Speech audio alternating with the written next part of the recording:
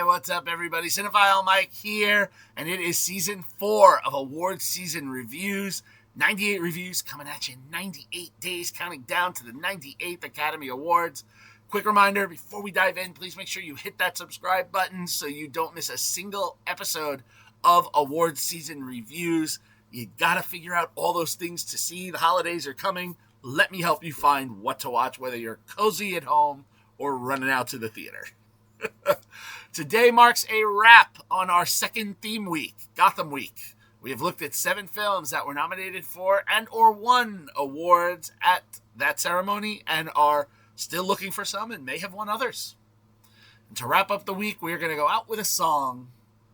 And I'm going to talk about Sony Pictures Classics biopic Blue Moon. Written by Robert Kaplow and directed by Richard Linklater, the film had a small run this fall after premiering at Berlinale in February. So, what is Blue Moon about?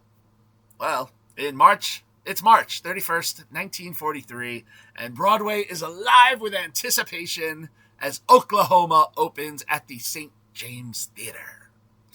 Lorenz Hart, played by Ethan Hawke, slips out and before the final curtain and heads to Sardi's for a drink and a little solace from his friend, bartender Eddie, played by Cannavale.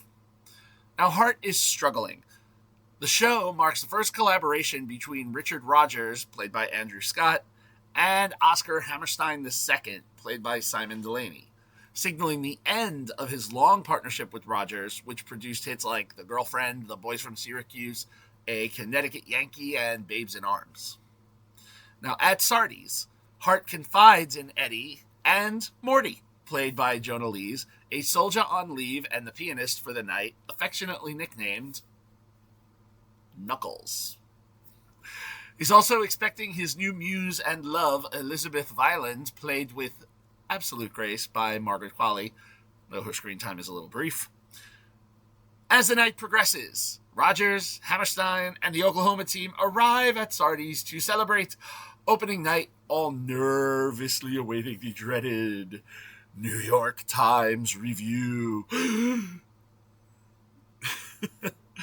Old wounds and professional tension surface, revealing the strained but yet tender exchanges between Hart and Rogers, moments of vulnerability with Elizabeth, and even a witty encounter with famed author E.B. White, played by Patrick Kennedy, that hints at the inspiration behind a future literary classic.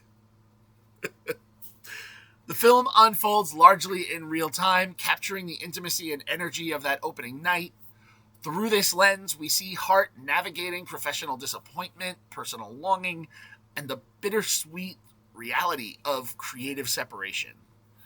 The narrative balances backstage intrigue with quiet, tender moments of self-reflection, giving audiences a real close-up look at the life of a brilliant but troubled artist. Now, where Blue Moon thrives is in its performances. Ethan Hawke, he embodies Hart with warmth, wit, and a quiet poignancy, portraying a man small in stature, but large in presence. Cannavale and Lees provide grounding support as the friends who anchor Hart in the midst of the chaos, while Scott and Delaney give Rogers and Hammerstein understated charm. Qualley's violin, though, as I said before, a little underused, adds the spark of romance and inspiration, giving Hart a personal counterpoint to his professional struggles. Now, visually, Shane F. Kelly's cinematography subtly reflects Hart's world, using forced perspective to highlight his small stature without diminishing his impact. Linkature's signature real-time style, familiar from films like Before Sunset, really allows the dialogue and the performances to breathe, really immersing the audience in the nuances of the evening. You know, the intimate talky chamber setting emphasizes these powerful emotional beats from heartbreak to depression to humor without ever feeling stage-bound or static. Now, tonally, the film delicately balances nostalgia, melancholy, and wit. It does those things. Kaplow's screenplay, based on the letters between Hart and Violent, allows laughter and sorrow to coexist, echoing the cadence, of this beautiful musical number. Now, while the dual focus on the Rogers-Hart split and Hart's romance occasionally stretches our narrative too thin, the film's only about, an hour and 40 minutes. The film's emotional resonance and, these carefully, beautifully created performances, leave a lasting impression. Blue Moon is a tender, bittersweet ode to creative partnership, love, and the fleeting joys of the Great White Way. Now that we've talked about how it impacts Broadway, let's talk about the box office and awards, shall we? Once released in the fall, Blue Moon had a small box office showing with $1,976,401 domestically and an additional $425,831 internationally, for a worldwide take of $2,402,232. Critically, the film is the third film in a row this week to have a 90% tomato meter, this time coming from a very large pocket of critic reviews. And according to over 100 audience reviews, the film has a slightly lower, but not as low as the last 2 days, popcorn meter of 76%. Now, award season-wise, at the Gotham Awards, Ethan Hawke and Andrew Scott were nominated for Outstanding Lead and Supporting Performance, respectively.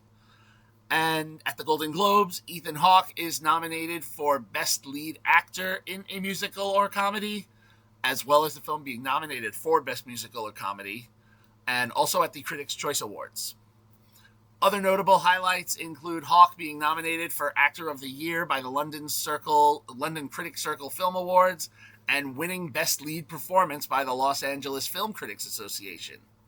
There's a win for supporting performance for Scott, and a Best Film nomination at Berlinale, the Berlin International Film Festival, where Blue Moon started earlier this year. All of this is in addition to recognition of several other festivals and film groups. So, where do I land for Blue Moon? It's a delightful 4-star film. It was close to a 5, if they had chosen a more focused central story. There's a little bit in the last third, but you've heard me talk about it enough.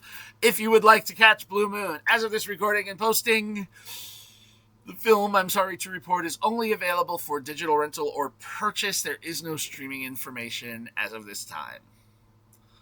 Alrighty. Thank you, everybody, for joining me for episode 14 of Award Season Reviews, Season 4. We'll be doing this every day for the next 84 days, so stay tuned. Join me tomorrow as I begin a new theme week. And be sure to like the video, subscribe to the channel, share it with your friends, drop your thoughts in the comments. You can follow me everywhere on social platforms, on Letterboxd, and of course, please head over to my website, cinephilemike.com, for even more goodies and exclusive movie reviews and a lot of other fun stuff. All right, until then, I will see you tomorrow for the next review. But this is Cinephile Mike saying take a break and watch something new.